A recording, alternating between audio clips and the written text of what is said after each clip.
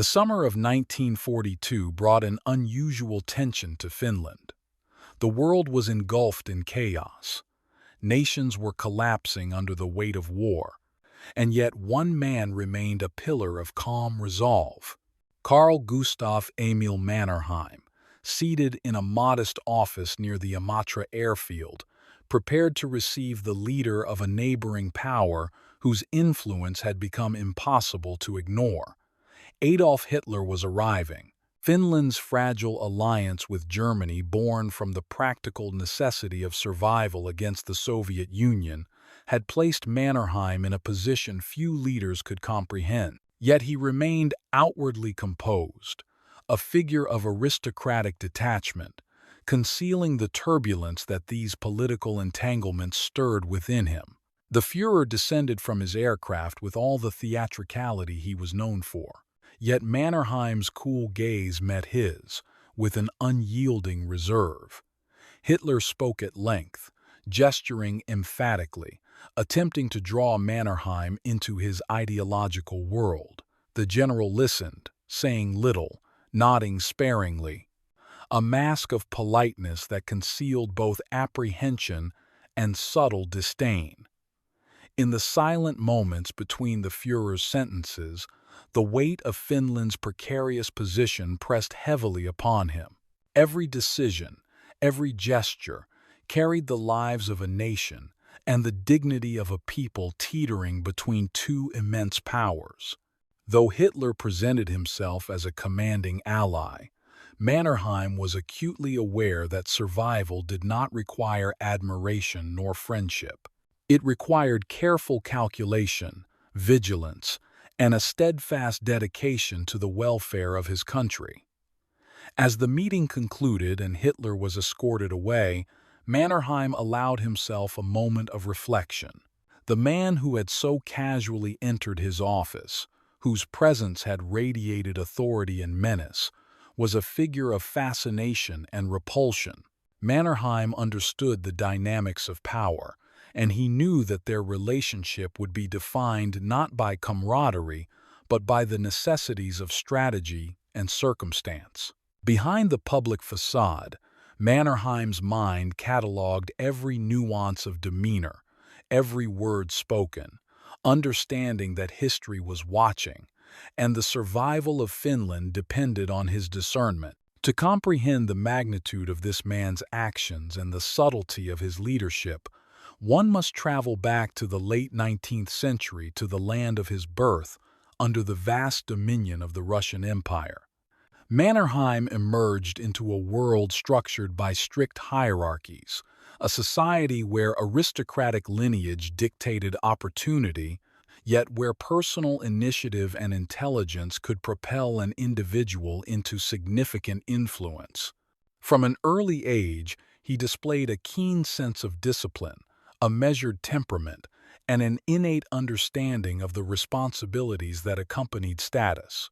The sprawling estates of his family offered a microcosm of order and governance, instilling in him a respect for structured authority while fostering an awareness of human frailty. His early education emphasized not only military skills but also the cultivation of intellect, language, and the subtle arts of diplomacy. By the time he entered military service, Mannerheim had acquired the foundation that would later allow him to navigate the treacherous waters of global conflict with a combination of pragmatism and honor. His early military career was rooted in the Russian Imperial Army, where he served with distinction in postings across the empire. The Far East, with its harsh climates and complex political tensions, shaped his resilience and broadened his perspective on international affairs. Each campaign, each assignment, reinforced a personal ethos centered on loyalty, responsibility, and the ethical application of command. Unlike many contemporaries, Mannerheim's decisions were rarely driven by personal ambition alone. They reflected a measured consideration of the lives affected by his orders, a factor that would come to define his legacy.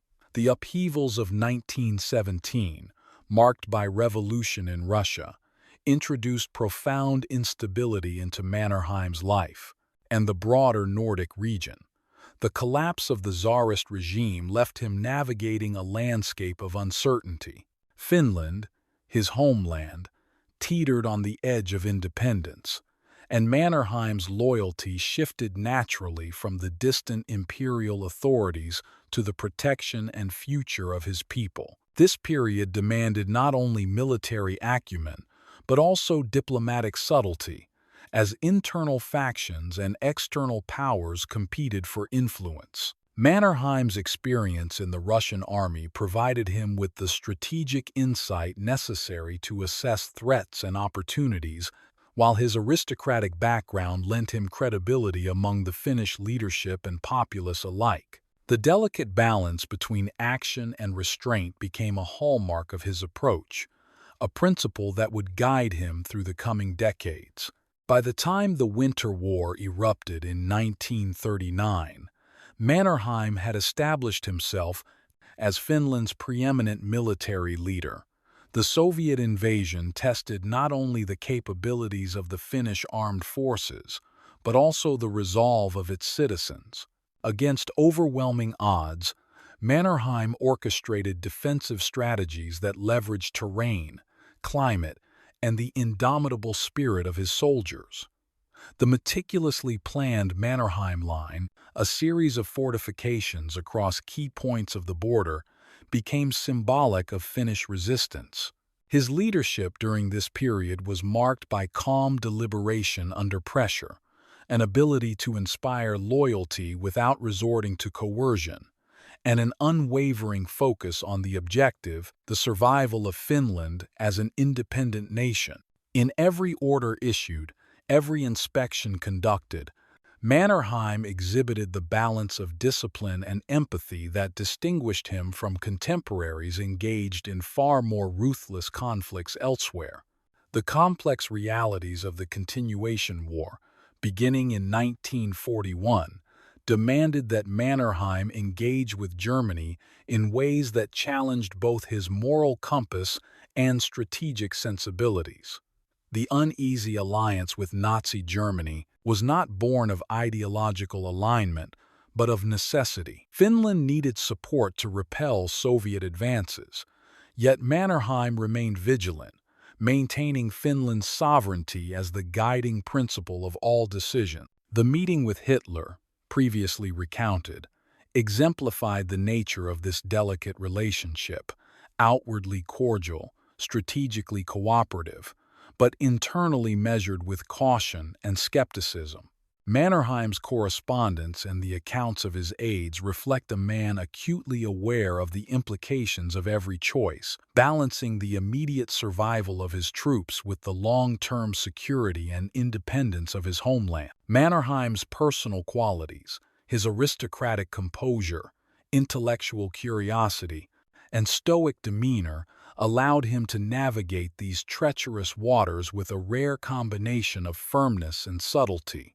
Unlike many military leaders of his era, he recognized that wars were fought not only on battlefields but within hearts and minds, and that leadership required both tactical genius and moral prudence. This duality informed his interactions with allies and adversaries alike, guiding negotiations, planning campaigns, and mediating internal political tensions. The blend of pragmatism, foresight, and ethical consideration would come to define his enduring legacy, distinguishing him as more than a mere general or political figure, but as a symbol of resilience and discernment under extreme pressure. As the conflict drew to a close, Mannerheim faced decisions that would determine the post-war trajectory of Finland.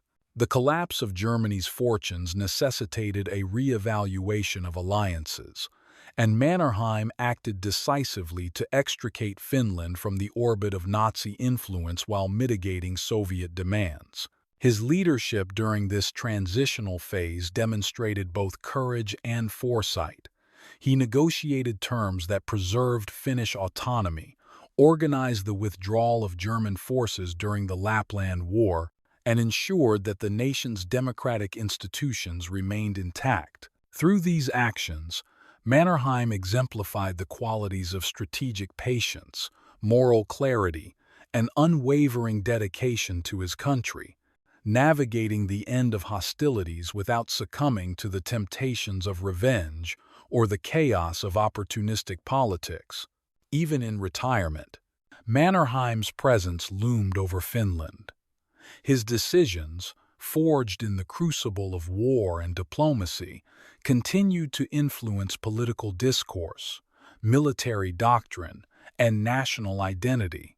He retreated to a quieter life abroad, reflecting on the burdens of command, the imperatives of survival, and the complexities of human character. His writings and recollections reveal a man deeply conscious of the ethical dimensions of leadership, the cost of conflict, and the intricate web of relationships that define historical outcomes.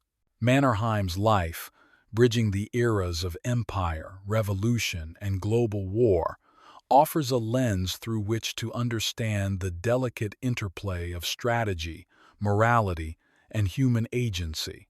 By examining Mannerheim's journey from the aristocratic estates of his youth to the halls of power in a world at war, one gains insight not only into the mechanics of leadership, but also into the human dimensions of history. His calm, calculated approach to existential threats, his ability to balance external pressures with internal convictions, and his commitment to the sovereignty and welfare of his nation distinguish him as a singular figure of the 20th century. In the broader context of European history, Mannerheim embodies the challenges faced by smaller nations and their leaders when caught between great powers, and the enduring importance of discernment, courage, and ethical responsibility in moments of crisis. The winter of 1939 had descended upon Finland with an unforgiving harshness. Snow blanketed the forests and cities alike, freezing rivers and turning roads into treacherous sheets of ice. It was in this frozen landscape that Carl Gustaf Emil Mannerheim, already a man seasoned by decades of military service and diplomacy, assumed the role of supreme commander. Finland faced an existential threat from the east, as the Soviet Union, armed with overwhelming manpower, tanks, and artillery, prepared to invade. The stakes could not have been higher, and the weight of responsibility rested squarely on Mannerheim's shoulders. Yet, despite the immense pressure, he projected a calm authority that reassured both his generals and the rank-and-file soldiers. One lieutenant recalled years later, "When Mannerheim walked through the trenches, inspecting our positions, there was a sense of steadiness. No shouting, no panic, just clarity and purpose. That clarity kept us moving forward when all seemed lost." Understanding the disproportionate power of the Soviet forces, Mannerheim knew that traditional confrontations would be disastrous. The survival of Finland depended on clever strategy, exploiting the harsh climate and the challenging terrain to neutralize numerical superiority. The Mannerheim Line on the Karelian Isthmus became a masterpiece of adaptive defense, combining fortifications, trenches, and artillery placements with natural obstacles such as forests, lakes, and ravines. Each defensive position was designed with intimate knowledge of the land, anticipating enemy movement, and forcing the Soviets into disadvantageous engagement. Soldiers were rotated frequently to prevent frostbite and exhaustion, and supply routes were engineered to function in temperatures plunging well below zero. As the Soviets advanced, expecting a swift victory, they were met with resistance that seemed almost preternatural in its effectiveness. Mannerheim's genius lay not only in his understanding of terrain and strategy, but also in his recognition of human psychology. He knew that morale was as vital as ammunition. Diaries and letters from the time reflect the inspiration drawn from his presence. Soldiers wrote of the reassurance they felt simply seeing him among the ranks, calm and deliberate in every decision. Even as shells exploded nearby and the cold gnawed at our hands and feet, one private recounted, seeing Mannerheim's composed inspection of our trenches reminded us why we fought and that we could endure. The Winter War was not only a test of military skill but also of diplomacy. International attention turned to Finland, with appeals for aid coming from neutral countries and debates raging in foreign capitals about intervention. Mannerheim's diplomacy was careful, deliberate, and deeply informed by his understanding of geopolitics. He accepted necessary support, but never allowed foreign influence to compromise Finnish sovereignty. Germany, while growing in power across Europe, provided logistical support cautiously, while the Allies weighed how far they could engage without provoking Soviet escalation. In his personal correspondence, Mannerheim meticulously considered the wording of telegrams and letters, fully aware that any misstep could endanger the nation. A wrong phrase, he wrote in a memorandum to his aides, could cost lives and sway opinions we cannot afford to lose. During the Continuation War beginning in 1941, Finland's dependence on German support increased. Mannerheim's approach, however, remained cautious and pragmatic. Finnish troops collaborated with German forces, yet ultimate command remained Finnish. He maintained a balance between practical necessity and moral caution. Diaries from aides such as Erich Heinrichs and Paavo Tavella describe Mannerheim scrutinizing every request from German commanders, weighing the strategic benefit against potential political or ethical risks. He knew that over-reliance could lead to entanglement in conflicts, not Finland's own, yet refusal could mean losing critical support in a fight against the Soviet Union. Specific battles and operations further highlight Mannerheim's meticulous leadership. In December 1939, the Soviets launched a massive assault on the Suma sector. Finnish forces, outnumbered and under-equipped, faced relentless artillery barrages. Mannerheim's orders, however, had anticipated such an onslaught. He directed strategic withdrawals, counterattacks, and flanking maneuvers that exploited enemy overconfidence. The Soviets repeatedly underestimated the Finns' capacity to endure and adapt. One captured Soviet officer later noted in an interrogation report, "The Finns fight with a stubbornness I have never seen. Their commanders, particularly the old general, seem to know the land as if it were part of them." Beyond the battlefield, Mannerheim also faced moral dilemmas. Finnish forces occasionally encountered civilians in occupied or contested areas. Mannerheim's directives emphasized restraint and the protection of non-combatants whenever feasible. In a letter to a subordinate, he wrote, "We fight to defend our nation, not to destroy it. Any unnecessary suffering of civilians diminishes our cause and stains our honor." This attention to ethical conduct, rare in the turmoil of war, underscored the breadth of his leadership. The general's dealings with Germany were similarly complex. He maintained cordial relations with German officers, yet privately he was critical of Hitler's temperament and ideology. Accounts from aides and contemporaneous sources describe him as viewing Hitler as dangerously overconfident, prone to theatrics, and ideologically rigid, a leader whose ambitions threatened the stability of the continent. Nevertheless, Mannerheim leveraged German logistical and tactical support pragmatically, securing vital aid without compromising Finnish autonomy. This nuanced diplomacy required constant vigilance and intellectual rigor. Mannerheim's understanding of logistics and operations was extraordinary. The harsh Finnish winter and the dispersed nature of the Finnish army presented unique challenges. Supply lines had to be reinforced with both technology and trusted personnel. Troop rotations meticulously planned to prevent frostbite and fatigue, and intelligence constantly updated to anticipate Soviet moves.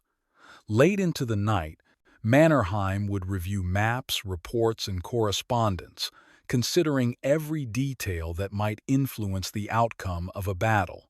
Despite the enormity of these responsibilities, he projected calm, instilling confidence in both officers and soldiers alike. As the war progressed into 1944, the strategic landscape shifted, Germany's position weakened, and Finland faced the dual challenge of maintaining its territory while negotiating with the Soviets.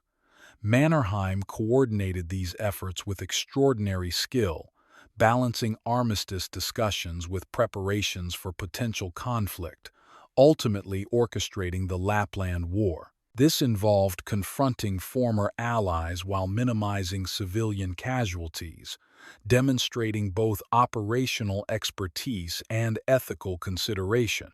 His decisions during this period would have lasting repercussions on Finland's post-war sovereignty and the preservation of democratic institutions. Throughout these years, Mannerheim's personal character remained consistent. He was reflective, deliberate, and morally conscious. Letters and diaries reveal a man who understood the immense weight of command, constantly considering the consequences of his decisions not just for soldiers and immediate operations, but for the future of the nation. He balanced pragmatism with principle, strategic calculation with humanity, and authority with accessibility. The respect he commanded was rooted not in fear or intimidation, but in the consistency of his judgment, the clarity of his vision, and the integrity of his actions.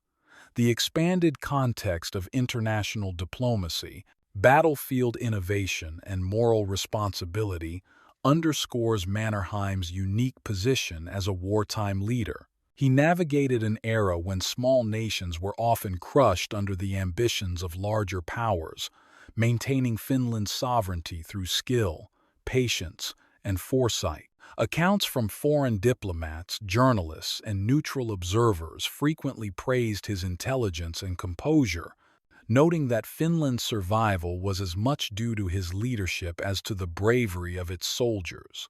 Moreover, Mannerheim's attention to the human element, the well-being of troops, the morale of citizens, and the ethical execution of orders distinguished him from many contemporary commanders. He recognized that war is not merely a series of tactical maneuvers, but a test of character, endurance, and judgment. This perspective allowed him to maintain a disciplined army that could operate under extreme duress while preserving the integrity of the Finnish nation. The combination of strategic brilliance, ethical vigilance, and psychological insight ensured that Mannerheim's second phase of leadership would be remembered not only for military victories, but also for the preservation of national identity, autonomy, and human dignity. By harmonizing operational demands with moral responsibility, he secured Finland's survival and established a legacy of leadership that continues to serve as a benchmark for military and political leaders alike. By the time 1944 arrived, Finland's situation had shifted dramatically.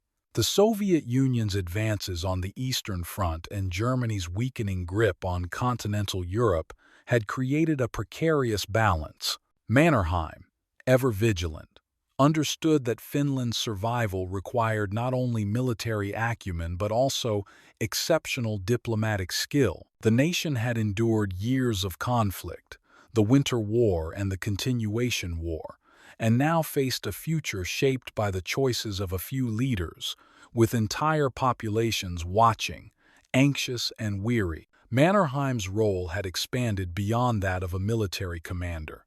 He had become the guardian of Finland's sovereignty and the arbiter of difficult moral decisions that could define a nation's post-war trajectory. The Lapland War, which followed the armistice with the Soviet Union, presented one of the most complex challenges of Mannerheim's career. Finland had agreed to expel German forces from its northern territories, a task that involved confronting former allies. German troops, though weakened, were entrenched in key positions, and the harsh northern terrain made operations difficult. The region's subarctic climate compounded logistical challenges. Snowdrifts, frozen rivers, and limited infrastructure required meticulous planning for troop movements, supply lines, and artillery support. Mannerheim coordinated these operations with precision, emphasizing minimal civilian casualties while ensuring that military objectives were achieved.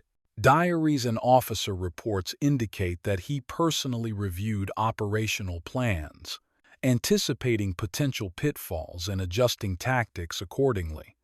While directing military maneuvers, Mannerheim was acutely aware of the human cost.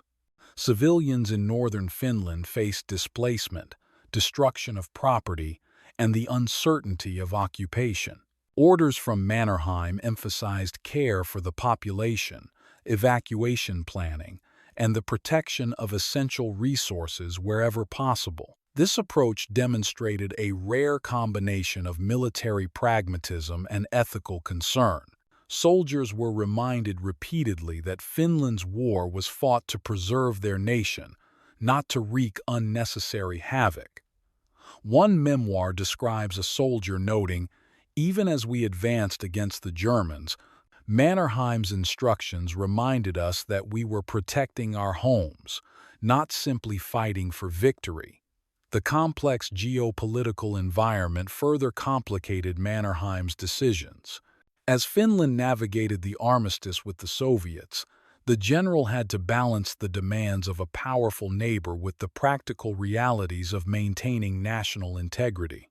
Soviet envoys insisted on strict compliance with treaty terms, while Finnish leaders worked tirelessly to safeguard the country from occupation or annexation. Mannerheim's diplomatic skill became as critical as his battlefield prowess. He coordinated with Finnish politicians, military officers, and civil authorities, ensuring that every action taken aligned with the overarching goal of preserving sovereignty. His careful correspondence with Soviet representatives reflected a keen understanding of the fine line between cooperation and subjugation.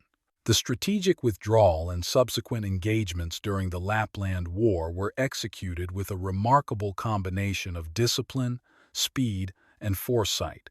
Finnish forces engaged German troops with precision, avoiding unnecessary escalation while still asserting control over key territories. Mannerheim's leadership was evident in his attention to detail.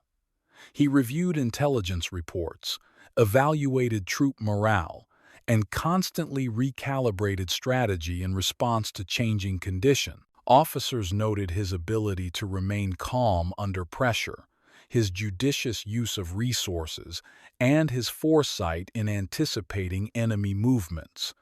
These qualities ensured that Finland emerged from the conflict without excessive loss or degradation of its infrastructure. Beyond the immediate military concerns, Mannerheim's reflections on leadership and responsibility provide insight into his character. Diaries and letters reveal a man contemplative about the ethical dimensions of war, the burdens of command, and the long-term consequences of strategic decisions. He wrote about the tension between expedience and morality, the necessity of sacrifice for the greater good, and the weight of choices that could determine the survival of a nation. "A commander's task is never complete," he observed in one entry. "It is a burden that lingers long after the guns have fallen silent." This perspective guided his actions, ensuring that even in the chaos of conflict, ethical considerations remained central to decision-making.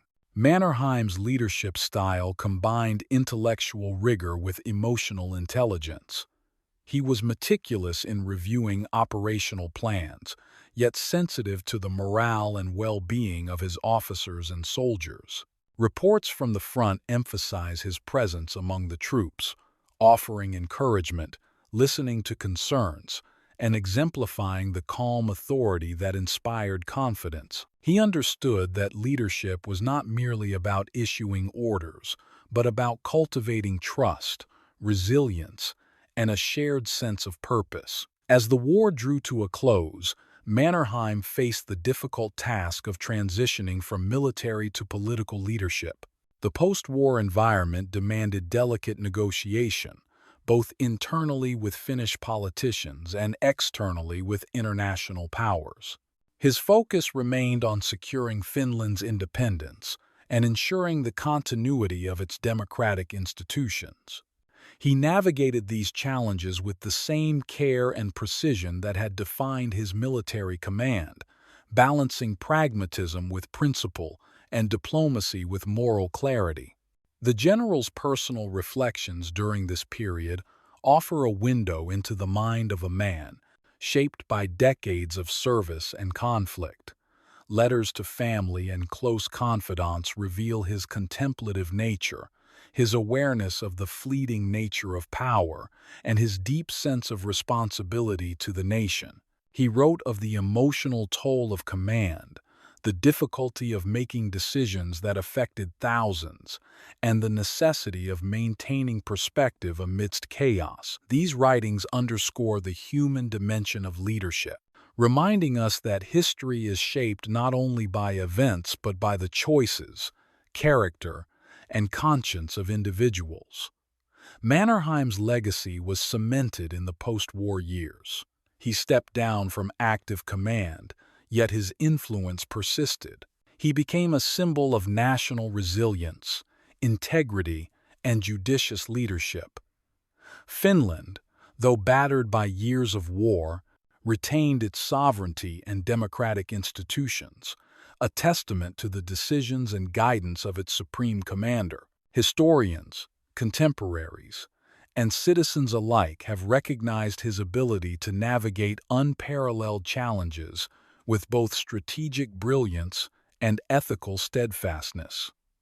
Throughout this period, Mannerheim's approach to ethics in warfare remained consistent. Even as Finland engaged in complex operations against German forces, he sought to minimize civilian suffering and preserve essential infrastructure. This attention to morality, unusual in the context of mid-20th century total war, reflected a deep understanding of the broader consequences of military action. By integrating ethical considerations with operational effectiveness, he set a standard that would influence future generations of Finnish leaders and military strategists. The psychological resilience required of Mannerheim was immense.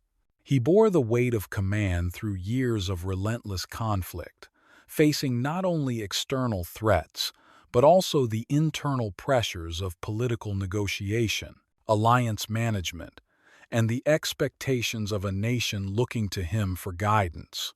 Yet he maintained a composed demeanor, his clarity of thought and decisiveness providing a stabilizing influence on both military and civilian populations. In this, he exemplified the principle that leadership is as much about character as it is about strategy. Mannerheim's post-war influence extended beyond the military sphere.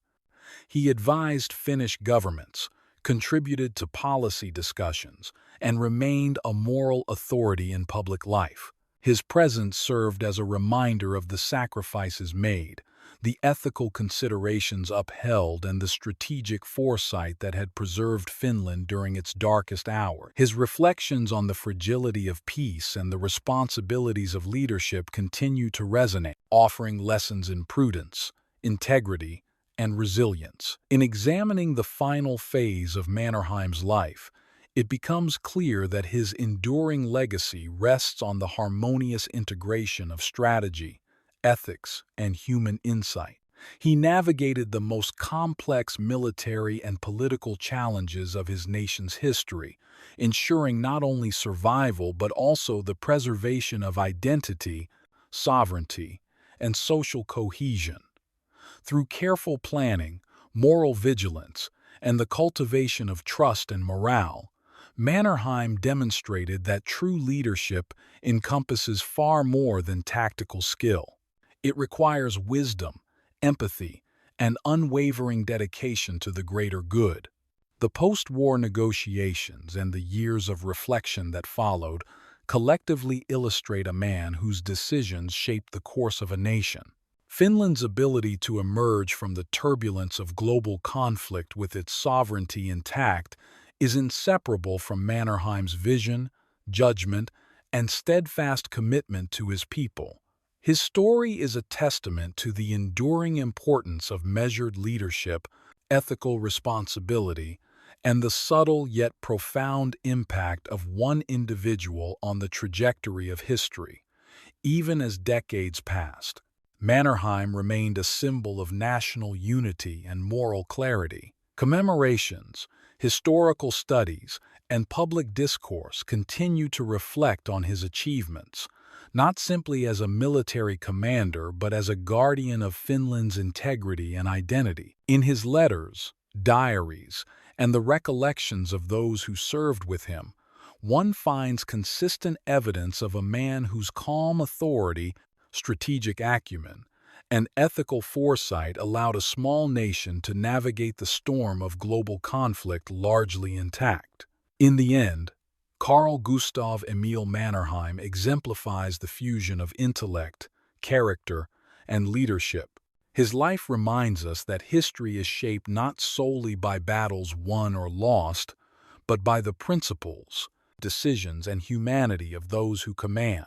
Through the snow-laden forests of the Karelian Isthmus, across the shifting alliances of wartime Europe, and into the uncertain peace that followed, Mannerheim's steady hand guided Finland, leaving a legacy that continues to inspire, educate, and illuminate the complex interplay of strategy, ethics, and human resilience.